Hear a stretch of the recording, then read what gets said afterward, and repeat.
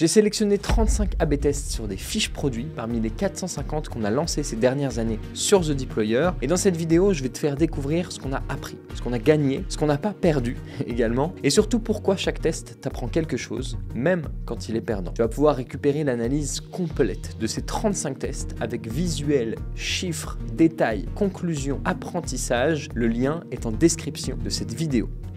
Ça ressemble à ça, tu vas accéder à plus de 90 pages qu'on a designées, anonymisées pour rentrer dans les détails et te communiquer la valeur pure, monétaire, qui est tirée de chaque A/B test, et évidemment le revenu calculé et cumulé de chacune de ces itérations. Tu auras accès à un sommaire, tu pourras accéder à chaque test avec son hypothèse de base, le résultat du test en étant 100% transparent, la conclusion et ce qui en ressort, évidemment comment tu peux l'appliquer sur ta boutique à toi, et le visuel pour te montrer à quoi cela ressemble. Pareil pour un test numéro 2, etc., etc. Pour rentrer un petit peu plus dans les détails, pourquoi A/B tester c'est vital ?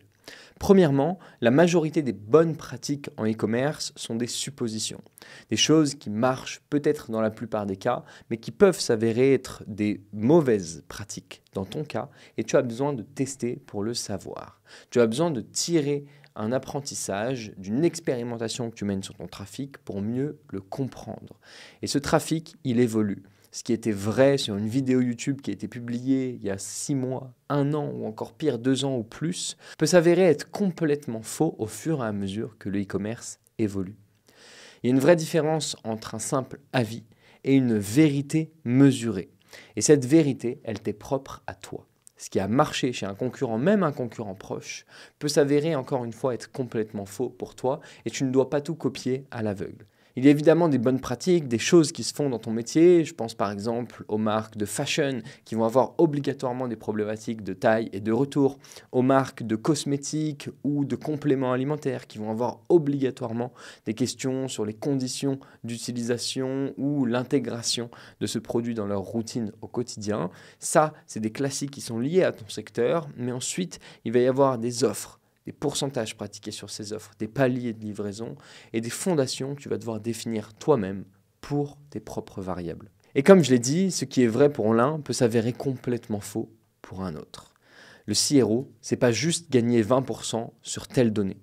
C'est mener des expérimentations qui te permettent de ne pas perdre 20% sur une autre donnée et d'apprendre des choses précieuses sur l'inconscient de tes utilisateurs pour aller gagner bien plus que 20% sur la donnée que tu ciblais.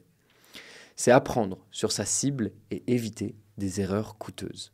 Je vais te partager maintenant quelques exemples de tests où là, par exemple, on a simplifié et rendu plus visuel le contenu. C'est le même contenu, sauf que au lieu d'utiliser un gros bloc de texte difficile à lire, où les bénéfices sont difficiles à cerner et à extraire de ce bloc de texte, eh bien, on a espacé, ajouté des bullet points, mis des mots en gras ou en italique, qui permettent à l'utilisateur de comprendre et de récupérer l'information dont il a besoin. Encore une fois, en reformulant simplement un contenu existant. Ça nous prouve, par cette augmentation, que l'attention est de plus en plus coûteuse et qu'il est de plus en plus difficile d'attirer l'attention et de maintenir l'attention de tes utilisateurs. Tu obtiendras l'hypothèse de base, le résultat de ce test et ce qu'il apporte sur des chiffres concrets et sur une boutique réelle. Et évidemment, la conclusion à appliquer directement à ta boutique. Un autre test, c'est l'implémentation de ces fausses variantes sur cette boutique. Elles permettent de naviguer directement sans sortir de la fiche produit d'un produit à un autre et donc d'aller chercher un panier moyen plus élevé et voire même de meilleures conversions avec des produits 2 et 3 qui répondent potentiellement mieux à la proposition ou à ce que recherche l'utilisateur. Pareil, le détail de l'hypothèse, le résultat qui a été obtenu sur des données concrètes et sur un test mené auprès d'utilisateurs et la conclusion à appliquer toi sur ton trafic.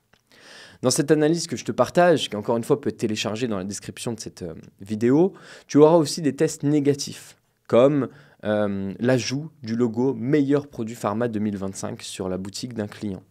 On a testé et on a eu des résultats négatifs. On te partagera cet apprentissage qui te montre que même un argument d'autorité qui peut paraître énorme et comme une victoire obligatoire pour une boutique peut s'avérer être un changement qui te fait perdre jusqu'à 4 500 € par mois sans même que tu t'en rendes compte. D'où l'importance, encore une fois, des tests, des itérations et d'où l'importance de recueillir ce document pour éviter de faire ce genre d'erreur. Tu découvriras évidemment tous les détails dans cette ressource, mais voici ce que ces 35 tests reflètent. Premièrement, l'importance de la segmentation de son trafic. Le taux de conversion global mélange tout. Des utilisateurs qui reviennent, qui découvrent ta marque, des utilisateurs qui viennent par les emails, des utilisateurs qui ont un code promo, qui viennent de la part d'un influenceur, qui arrivent d'une source de trafic que tu viens de tester ou alors de campagne de retargeting. Et au final, il ne veut plus dire grand-chose. Et si tu veux optimiser ton taux de conversion, si tu veux optimiser ton panier moyen, tu dois le regarder en isolant le produit, la source de trafic, la page de destination qui est concernée pour être sûr et certain que tu n'es pas biaisé par des données extérieures qui l'affectent, positivement comme négativement d'ailleurs. L'impact de l'ordre des informations. Le but, c'est de comprendre ce que l'utilisateur recherche. Grâce à ses résultats de tests et à ses itérations, tu pourras comprendre l'ordre et les bénéfices qu'il faut mettre en priorité, les fonctionnalités qu'il faut mettre en second, les détails du pack qu'il faut potentiellement mettre par la suite, l'ordre des visuels du carrousel et à quoi doit ressembler ton carrousel d'images produits sur mobile comme sur desktop pour obtenir les meilleurs résultats.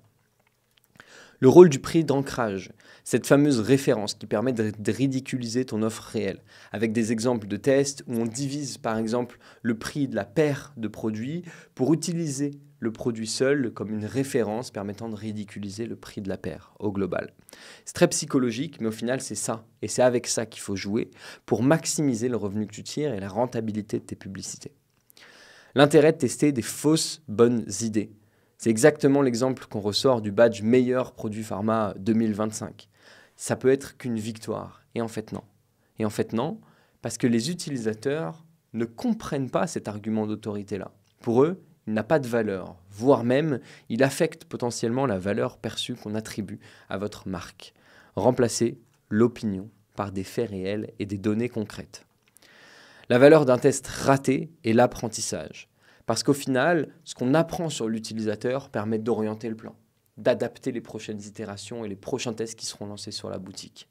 Et tout ça, c'est méthodique, c'est long, ça prend plus de temps que tout changer d'un coup, mais ça permet de prendre une vraie direction et de contrôler ces changements au fur et à mesure. D'autre part, ça permet d'enregistrer une sorte de livre blanc, un répertoire de connaissances pour la marque, qui pourra être distribué à toutes les personnes qui gèrent le support, les créatives, les publicités autres que Facebook par exemple, ou même les emails. Alors si tu es e-commerçant, ce document va clairement t'éviter des erreurs et maximiser les bonnes pratiques que tu intègres sur ton tunnel de vente. C'est gratuit, c'est structuré, c'est mesuré, ça a été designé pour toi pour faciliter ta lecture et te faire ingurgiter 6 mois de tests et d'apprentissage en une vingtaine de minutes. Alors on se retrouve à l'intérieur de ce document, n'hésite pas à me faire des retours dans les commentaires de cette vidéo ou sur notre adresse contact. À bientôt.